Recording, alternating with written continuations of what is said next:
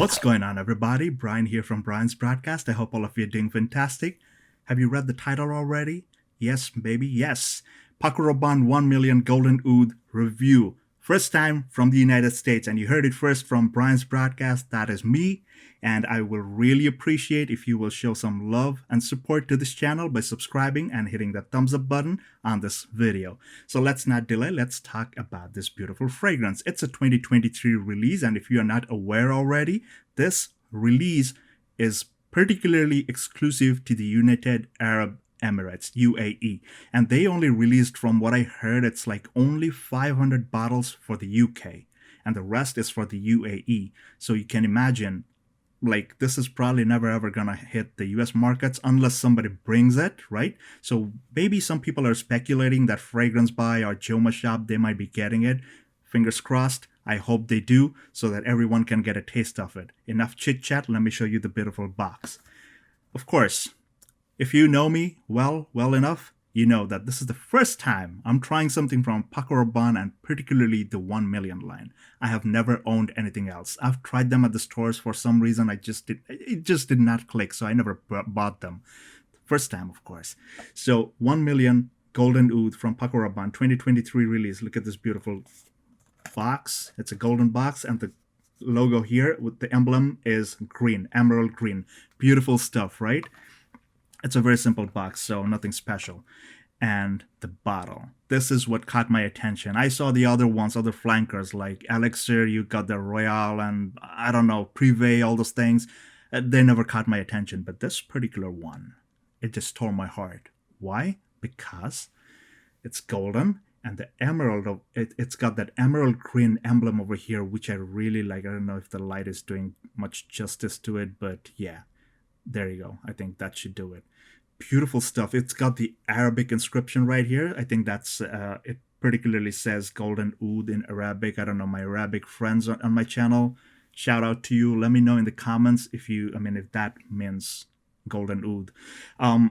That's the beautiful bottle. It's a dark bottle. The glass is dark. And yep, that's about it. The usual gold bar thing. Man, I'm feeling rich. All right, let's not delay. Let's talk about the notes first. So as per Fragrantica, now why did I choose Fragrantica? Because I used this fragrance, I let it dry down, and these are pretty much on point, and I'm gonna explain why. So on the top, you got nutmeg, black pepper, bergamot, saffron. On the mids, you got iris, cedarwood, gurjan balsam, labdanum, and on the base, you have agar oud, leather, sandalwood, and patchouli. There has been a lot of nonsense going on Fragrantica. That's why do not listen to those things, because people speculate stuff that they probably have no idea about. Do your own homework, do your own research, and support your homeboy. That's all you need to do, right? I bring you no hype, authentic, and honest reviews. So this fragrance, when I first sprayed it, it reminded me of one particular fragrance from Dolce & Gabbana. And again, this is not something, it resembles that. It's just that kind of, the DNA kind of felt like that. And I'm talking about Royal Night, Dolce & Gabbana Royal Night. This is an exclusive edition. So when this opens up, there's a kind of like a tad bit like a fruity medicinal kind of thing before this thing really starts opening up. And 1 million Golden Oud does exactly like that. So this is kind of like in the same ballpark, but not exactly the same thing, but tries to, like it stays kind of like that. And the opening, I gotta tell you something. Anybody who's telling you that too leathery, too spicy, trust me, man, they just sprayed it like, I don't like it, I'm not gonna buy it. Hey, listen to people who actually have it for real, and they don't do first impressions. Like, I don't like doing first impressions. I'm like, what's up with this first impression? Like, okay, smells good. Okay, smells bad. Like, hey, you never know. This fragrance is going to develop and it might turn into something really beautiful. I have fragrances that I really hate in the first hour. And then beyond that 1 hour, man, this is something, those are like beautiful stuff. So listen to those people. Like, don't listen to people who just do first impression and say, hey, I'm not going to buy it. Right? No hate, but facts, man, facts. So when I sprayed this fragrance, The opening is has this tad bit of medicinal vibe, like a cough syrup kind of vibe, but it goes away like within a minute or two. It's gone, just gone like that. But the spiciness from the nutmeg and the saffron, it's beautifully done. The black pepper kind of gives you that perfect kind of warmth. I don't know what they did with this fragrance, but it just resembles perfection. The bergamot, it's the fruity, ripe kind of bergamot, and the nutmeg saffron combination with that fruity bergamot, it just works in such a beautiful way, like a tad bit fruity kind of opening with that warm, spicy vibe. And the spiciness is not like sharp, hot, spicy. It's all about like light, mild spiciness, and there's a sweetness to it, like a fruity kind of sweetness. And I just love it. If you will know, 1 million line is notorious for being very sweet. A lot of people cannot tolerate this sweetness, but this one, I don't know what they did. Like I said, they just made it right. The sweetness is just perfect. Like, I don't know, I like 2 teaspoons of sugar in my coffee, and that's like it, like the perfect match. As the fragrance dries down, it takes almost like an hour for this whole combination to start going away and developing into the mints. So around like the 2.5 to 3 hours mark, that's where, yes, iris lovers, you're in on the game for this one. I mean, if you love iris, this is what's more important for you. The iris is a buttery, smooth iris. And believe me, it's waxy butteriness. It's butteriness, is it a word? Forget it. You get it, right? What I'm saying? The buttery feel, the waxy feel, it's just mind blowing. Beautiful stuff. I don't know, like what did they do with this? Why did they even make it like UAE exclusive only? Like this should go global.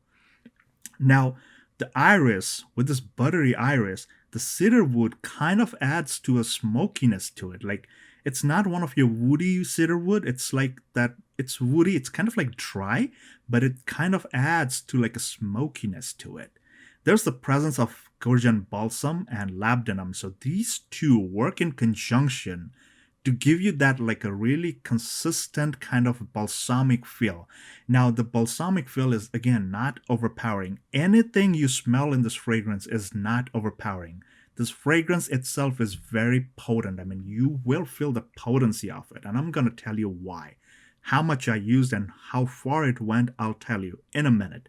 But for now, let's just bear with me. So the labdanum and the Georgian balsam, like it, the balsamic feel with the buttery iris, it adds to that smokiness a bit, but the consistency, and now at this point, the fragrance kind of becomes really, really a bit more sweeter.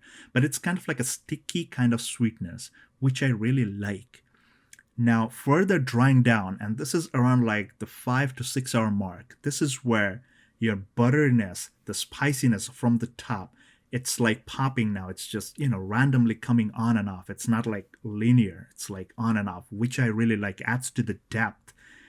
With that buttery iris now slowly drying down into the base notes where you get agarwood, oud, leather, sandalwood, and patchouli. Now, there is a lot of speculation why agarwood and oud at the same time. Listen, we are not perfumers. We don't own that agarwood tree. We don't know shit, right? About these things in details. So let's not speculate all that. Let's see if it does have oud. And in my personal opinion, my 2 cents, I say there is oud. Some might say I don't detect any oud. Hey, listen, this is a designer fragrance. It's not some niche Arabian fragrance. So don't expect like they're going to put in a ton of oud oil in this one. They're probably using 1 drop to make, I don't know, 10 bottles, whatever, man. But try and get it. It's just the essence. And what kind of oud are we talking about over here? Here, the oud is dark, really dark. It's smoky. Now, it's not overpowering smoky. That thing mixes with the leather.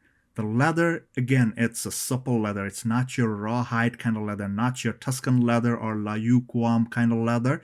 It's a very smooth, supple kind of leather. That's the kind of thing I'm talking about. Now remember, the buttery, waxy iris is still flowing down. Man, that thing is like molten butter, iris butter, or whatever, man. It's just melting, it's flowing.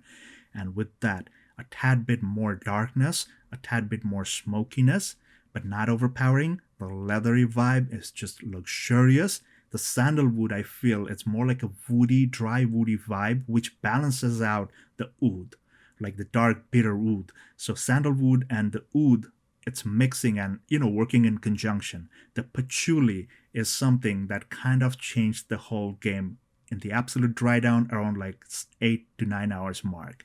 Now, the patchouli reminded me of the type of patchouli used in this fragrance. Behold patchouli. If you will know, I'm not a big patchouli fan. Something that has a big dose of patchouli, it's hard for me to, digest.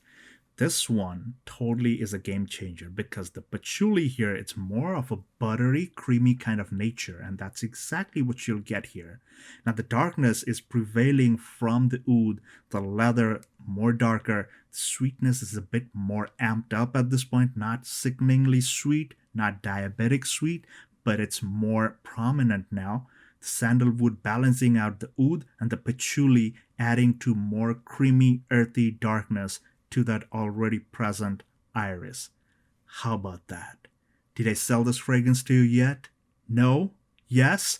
Let me know in the comment section, man. Let me know in the comment section. I believe my review is the first one from the United States, so I would highly appreciate if you give me some feedback. And anybody who's into this kind of fragrance, I will say Paco Rabanne 1 Million Golden Oud is a must-have in your collection. I mean, if you have a friend in the UK, somebody in the UAE, man, trust me, like spend your dollar. I mean, I understand this is expensive, but the thing is that it's a collector's item, I would say, because this being a limited release, I believe. I don't even think like they're gonna have it for unlimited time in the UAE. I'm not sure, but yeah, this is something worth collecting. I mean, sometimes we collect really old fragrances for $200. Imagine somebody selling Paco Rabanne Invictus Aqua, the 2016 or 2015 batch, sells for like, I don't know, sometimes I hear people buying it for $200, $300 for partial bottles. This one, worth it. Trust me, it's worth it. Iris lovers, leather lovers, spicy saffron lovers. Again, the saffron here, it's not that leathery kind of saffron. It's like a really mild, spicy saffron. Really warm, dense. It's beautiful. It's very luxurious. A very luxurious fragrance. And let's talk about longevity. Definitely went beyond 9 hours with only 4 sprays. Now you ask me, Brian, why 4 sprays? Reason being, when I test out fragrances, I always go with less number of sprays to see how long it lasts. Potency goes beyond an arm's length, right? So this one will project, this one will stay, leave a great amount of sillage and a scent trail, beautiful scent trail. Definitely loved by many. But some people did complain that it's kind of like a headache-inducing fragrance. So because again, this is potent, it's very dense, it might do that. So be careful if somebody's got that kind of issue. Just be careful with this one because this thing really it does that. It really does that. I'll be really honest about that part. And longevity, like I said, beyond 9 hours with 4 sprays only. You use more, of course, you get better, right? That was my humble and honest take on Paco Rabanne's brand new release, 2023 release of 1 Million Golden Oud. Let me know in the comments if you liked my review. Do show your love and support to this channel. It means a lot to me. And these are not sponsored contents. I spend my own money. I don't get sent free stuff like the other reviewers do.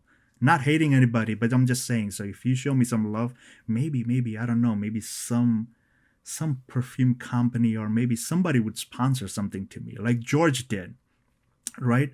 George literally sent me fragrances so that I can do a giveaway. And I'm going to do another giveaway very soon. So make sure you are subscribed and you like the video, right?